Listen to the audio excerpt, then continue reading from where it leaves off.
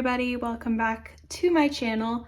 I'm super excited about today's video, although it probably won't be that exciting, but today I'm going to be prepping my A5 binder for my wonwoo collection. So I'm going to be writing out placeholders for all my cards, as well as sleeve all my cards and prep them for my next sorting and putting away video for all my photo cards.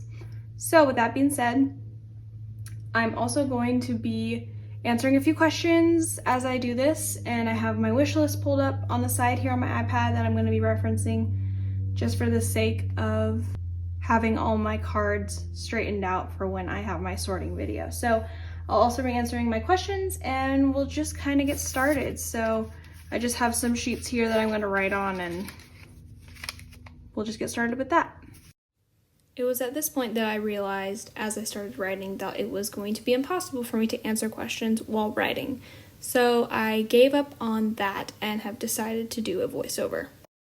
So I found a little K-pop tag on the internet that I decided I kind of wanted to start off with a few of the questions from that and then get into a few questions that you guys sent me and any other general questions I have. So the first question on my list is, what was your first K-pop song? And my first K-pop song, other than Gangnam Style, which I heard in 8th grade when it went viral, the first K-pop song that really got me into K-pop was DNA by BTS. I actually heard that song for the first time. I was scrolling through YouTube and I had watched I think it was the AMAs was when they performed it on TV, and I just was watching an AMA's performance from some other artist, and then it was on my recommended. So I clicked on it and had no idea what to expect from it. Little did I know that I would end up literally becoming obsessed with that song, and it sparked the K-pop world into my life. So I definitely the next day listened to it nonstop over and over on repeat. And I had to force myself to take an hour to not listen to it because I loved it so much. So that was my first K-pop song, and that was what got me into K-pop in general. Next question is, who was your first male bias? And since the first group I ever was a fan of was BTS, my first bias was Jungkook from BTS. I don't really know. I feel like my biases just choose me, but I think it was just his voice and his dance skills and his parts in the songs that I just really liked and really stuck out to me. So he became my bias pretty quickly, and he was my ultimate bias for a couple years when I first got into K-pop before I started standing other groups and chose a different ultimate bias. So the next question is asking what my first K-pop choreography was that I learned. And I look back and I think I actually have a video of me learning this song, but I did want to learn DNA, and I did end up learning DNA, but I think the first one that I really started learning was BTS's song I Like It Part 2. It's a Japanese song, and I loved that song. It was the second K-pop song I ever heard from them and in general, and I learned that choreography in my college dorm room, in my tiny room, and I definitely have a recording of me doing it, and it's very embarrassing because it was so bad, but I still really love that song, and that dance was really fun to do. So that was definitely fun, and that's what really sparked my love for dance. K-pop did. I love to dance now, and it's all because of K-pop and because I started learning those songs from BTS. Okay, so the next question is asking, not counting your bias group, which K-pop group will always have a special place in your heart?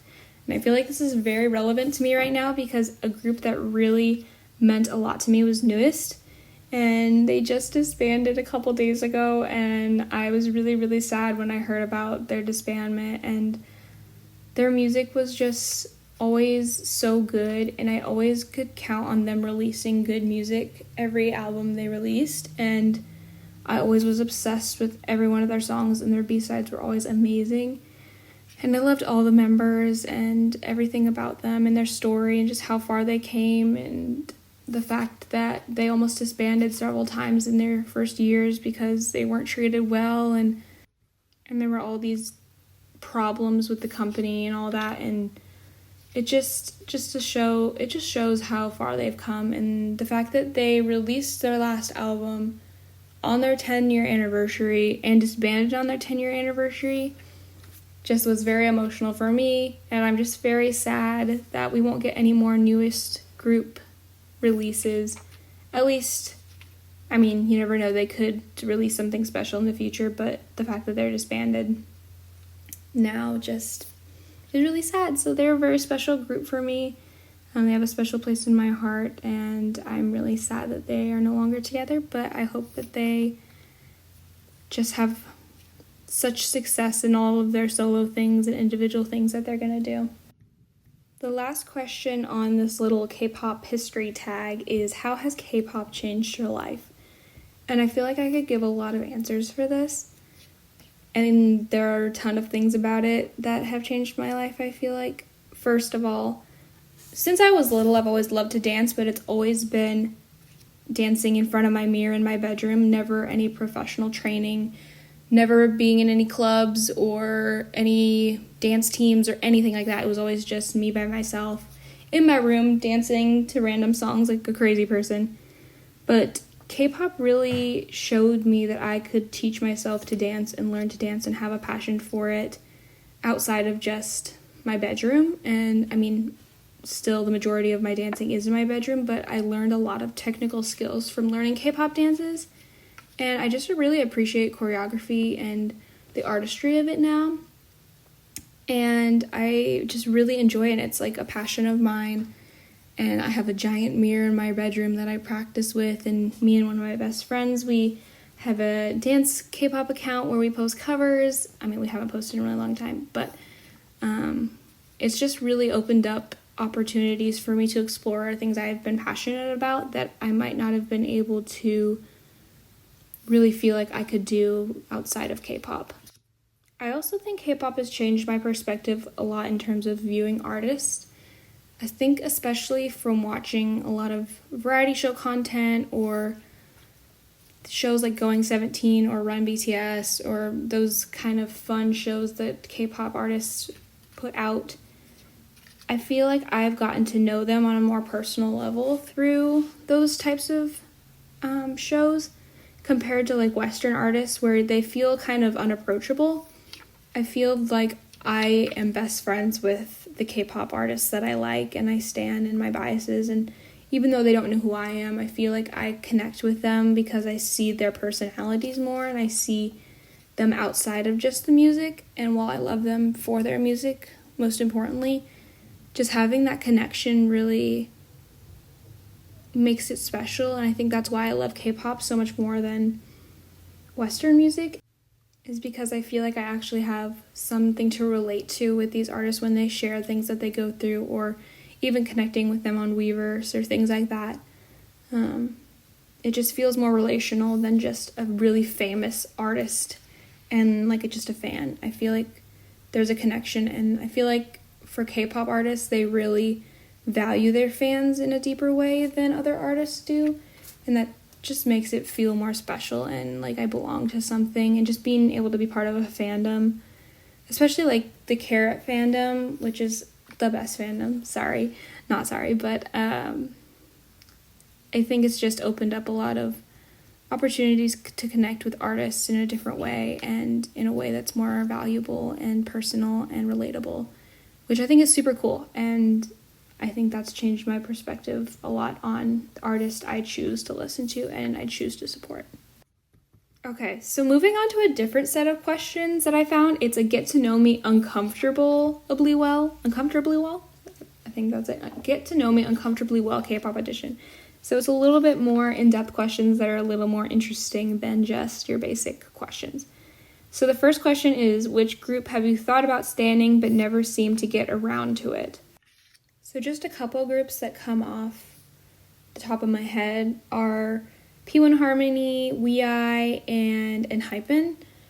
It's not that I don't like these groups. I love WeI, I love P1 Harmony. I do love ENHYPEN. I'm getting there with them, but I'd say I'm a huge fan of P1 Harmony and WeI, but I don't know if I'm quite at the level of standing where I don't know how to describe how I tend to stan groups, but I just don't feel like I'm quite there yet with them. I am a huge fan of their music, a huge fan of all the members, and their personalities are hilarious. But I just don't think I could call myself a stan quite yet, but I'm getting there. I feel like as I've gotten more into K-pop over the years, I've become a little bit more picky with groups that I actually claim to stan.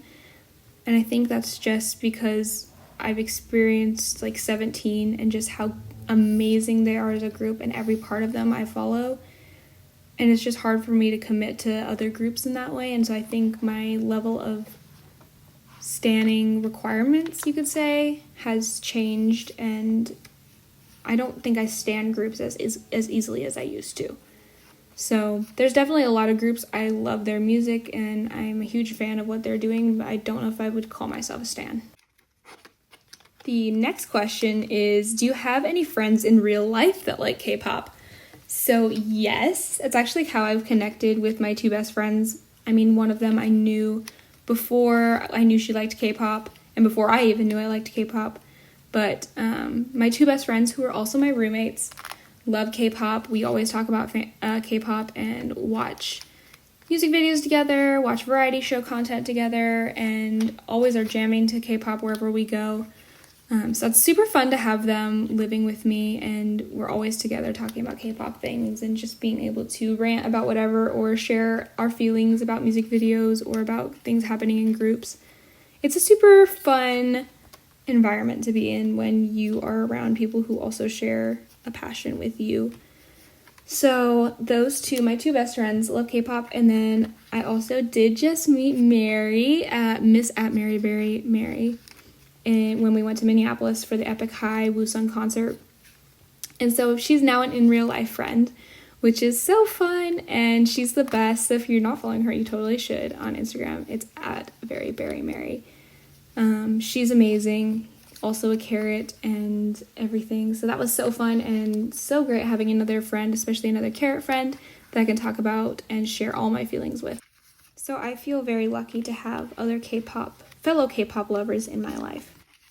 I thought this next question was really interesting, and it was what do you look for in a bias?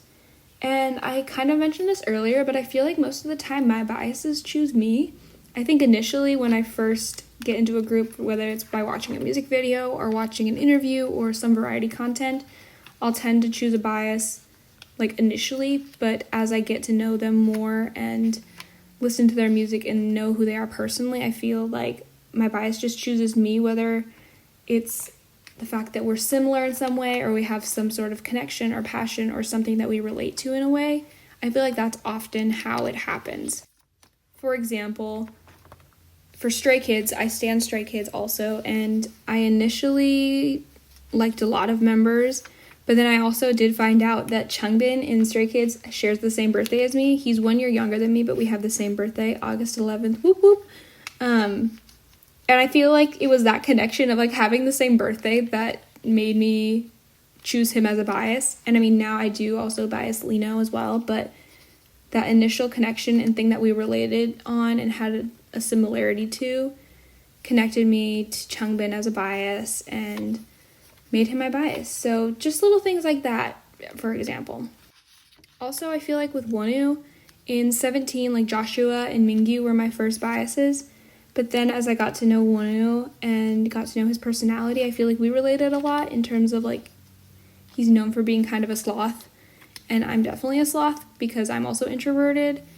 And I like to be a homebody, and I feel like wonwoo is definitely that as well. And he is very intellectual, and I don't know, there's something unique about that for him, and just the fact that he doesn't always have a lot to say, but he always, whenever he does say something, it's always very intellectual and smart and well thought out. And I think just his calm demeanor, even though he can be chaotic at times, his calm demeanor is what really stands out to me. And I think just the fact that he has so much, I feel like he has a lot going on in his brain that he's just thinking about and analyzing, but he just is so soft-spoken, and I I don't know if I necessarily say I'm soft-spoken. I'm more of an extroverted introvert, but there's just something about him that he just ended up becoming my bias, and he chose me to be the one who biases him. So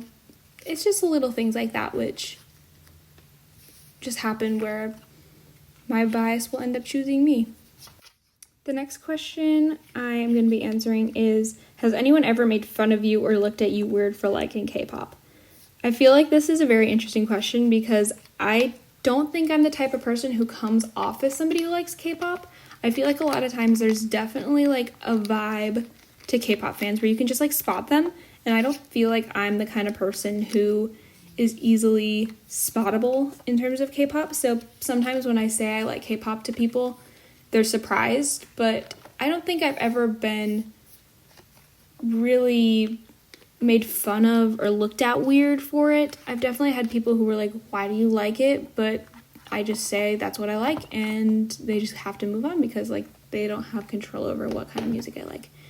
So no, I wouldn't say anything weird. I've talked to people at work and I've said I like K-pop before, and sometimes they laugh at me, but not in making fun of me, but in like, you're funny and cute that you like K-pop and that's so unique. So nothing in terms of being made fun of, but I've definitely had a lot of different thoughts and opinions from people about the fact that I like K-pop, which I think is very interesting. All right, the next question is, if you could hang out with one idol, who would it be and why? And I've thought about this before, and I think it kind of relates to the question of like, if you could have one idol be your best friend, who would it be? And I've always kind of said Seungwon from 17. I just think he's just so hilarious, and he can just connect with people so easily and so quickly, and I feel like we would get along really well because we're both really goofy and kind of awkward and quirky, and oftentimes embarrass ourselves even when we're not trying to. So I think I would really love to hang out with Seungwon, just do something really fun. I don't know what that would be, if it would just be, I don't know. I haven't really thought about what I would want to do, but I think just like do something hilarious and just go out there and be funny and just kind of wreak havoc a little bit in the world and just be loud with him, because I feel like he would bring out a loudness in me that I sometimes don't have, but I feel like we're also both a bit chaotic, so I feel like we'd relate in that way and have a really fun time. So I'm just going to answer a couple more of questions from this list I have, and then I will answer a couple questions that I got on Instagram. So the next question I have is, how long does it take you to learn names of each member in a group? And I think it really depends on how into the group I am and if I want to actually consider following them more strategically, I guess, or more seriously. Like for groups like, let me think.